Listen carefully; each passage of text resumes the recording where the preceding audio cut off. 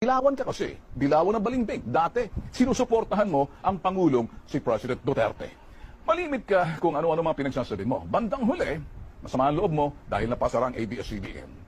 Ngayon, tinitira mo kung sino man. Kami, ako, bahala ka sa iyong mga sinasabi. Isang bagay lang.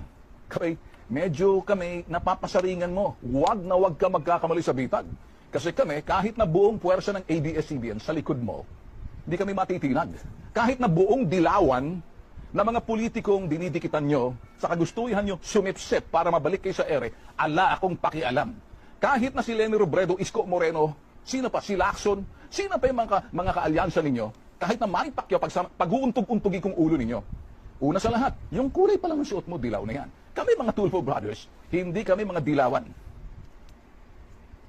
Lalo-lalo na ako, si Tul Erwin.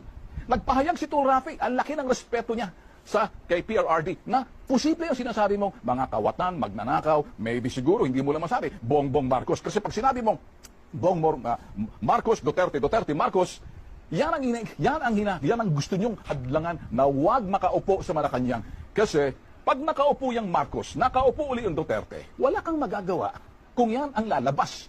Kinakatakutan ninyo kasi mawawala pa rin kayo sa ere. Ngayon, sa kagustuhan mong sumaltik na kuminsan ala ka nang masabi, alang laman ng utak mo, kachorba-chorbahan, kaek-ekan yung mga pinagsasabi mo, I take it very personal. Pasok ka sa Ben Tulfo Unfiltered. Yung sinabi mong paggamit ng Bible verses, I will take it very personal. Mastig ako, maangas ako, bastos ako, busabos ako. Sa mga taong busabos at bastos. Pero hindi mo kilala kung sino ang kami. Huwag mo na akong kilalanin.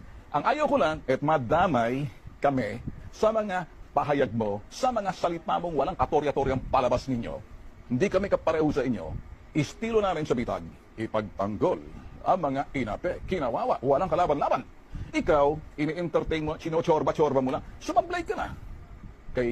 Kahit na nga mismo si Senator Tito Soto, may issue ka, Jessica Soho, nilait mo. Kung sino-sino nilalait mo, gusto kong marinig laitin mo ako, makakatikin ko sa